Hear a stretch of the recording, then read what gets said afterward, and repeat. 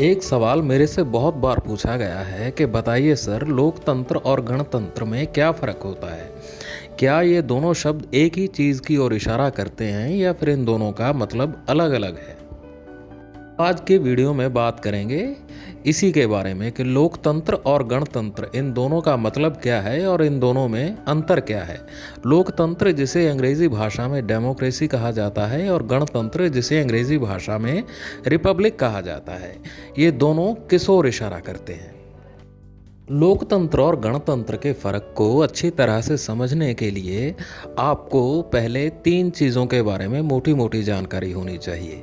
एक है स्टेट, दूसरा है हेड ऑफ द स्टेट और तीसरा है गवर्नमेंट। अगर आपको इन तीनों के बारे में मोटी मोटी जानकारी होगी तो फिर आप लोकतंत्र और गणतंत्र के मतलब और इन दोनों के फ़र्क को अच्छे से समझ पाएंगे। तो आइए पहले बात कर लेते हैं state, head of the state और गवर्नमेंट के बारे में।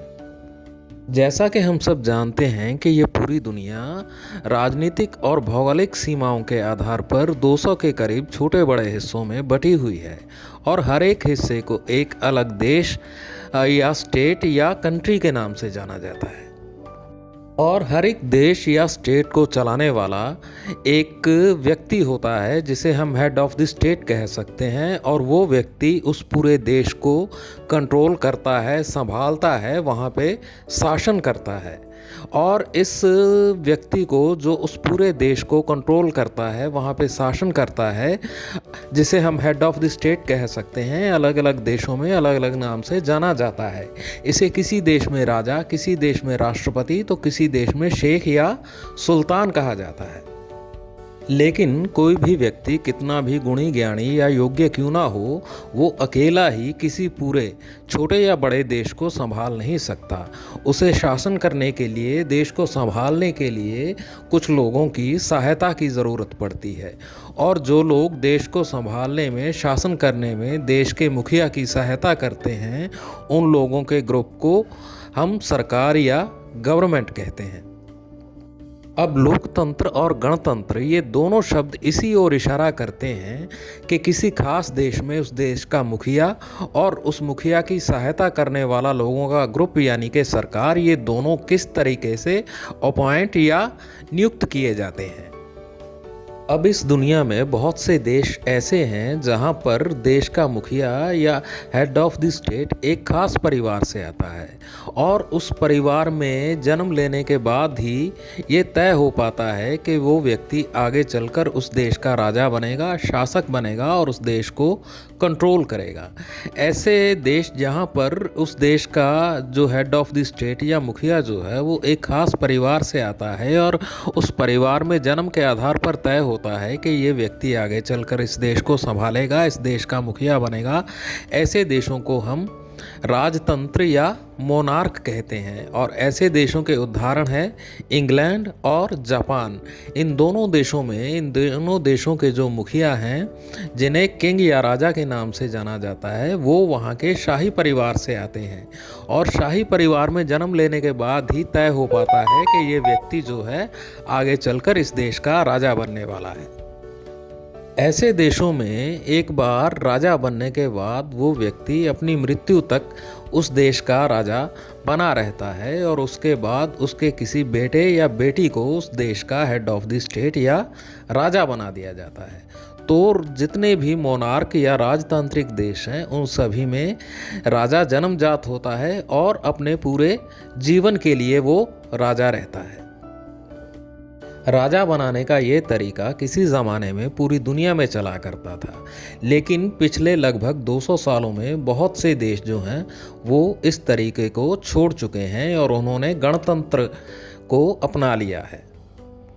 अब गणतंत्र ऐसे देश को कहते हैं जहां पर उस देश का जो मुखिया या हेड ऑफ द स्टेट है वो जन्मजात नहीं होता और पूरे जीवन के लिए भी नहीं होता।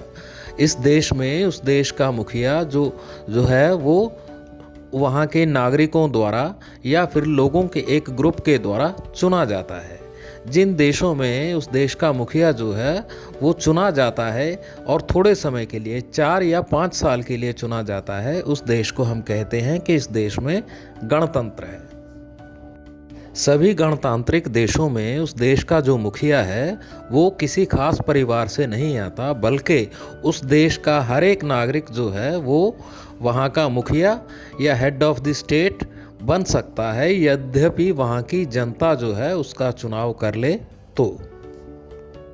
अब जैसे भारत और अमेरिका, ये दोनों देश जो हैं वो गणतंत्र या रिपब्लिक हैं।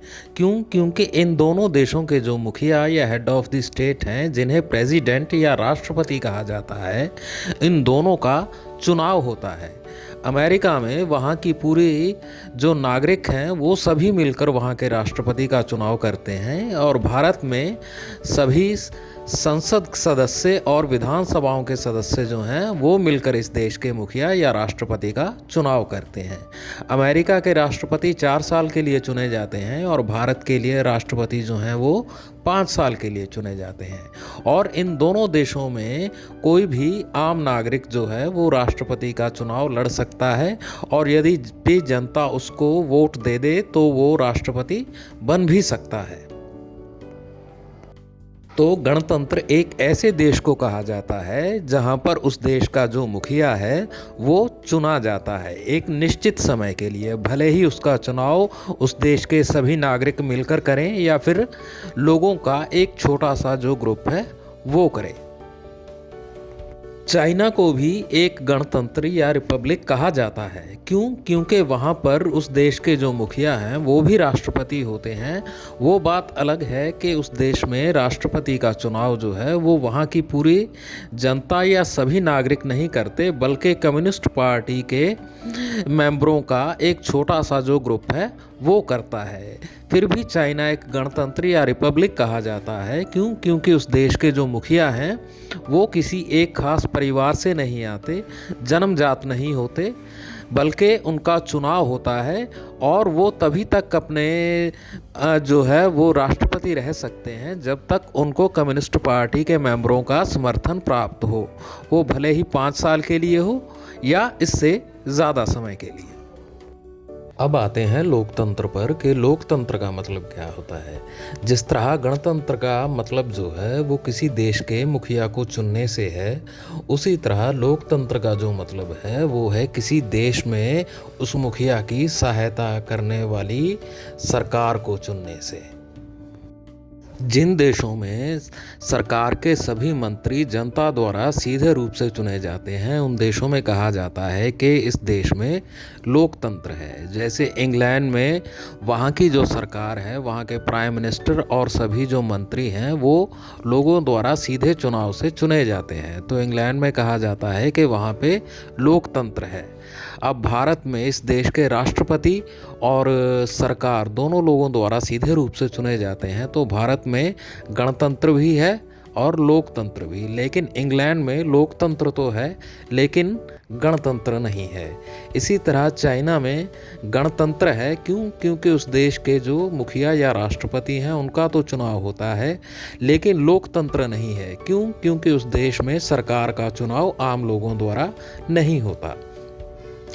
तो लोकतंत्र और गणतंत्र का अर्थ यही है कि जिस देश में देश का मुखिया और उसकी सहायता करने वाली सरकार दोनों लोगों द्वारा सीधे रूप से चुने जाते हैं, उस देश को कहा जाता है कि इस देश में लोकतंत्र भी है और गणतंत्र भी। लेकिन जिन देशों में सिर्फ मुखिया चुना जाता है, सरकार नहीं चुनी जाती, जैसे कि चाइना में, उस देश को गणतंत्र तो कहा जाता है लेकिन लोकतंत्र नहीं कहा जाता। अब जैसे इंग्लैंड और जापान में उस देश की सरकार तो चुनी जाती है लेकिन उस देश के मुखिया नहीं चुने जाते, तो इन देशों में कहा जाता है कि वहाँ पर लोकतंत्र तो है लेकिन गणतंत्र नहीं है।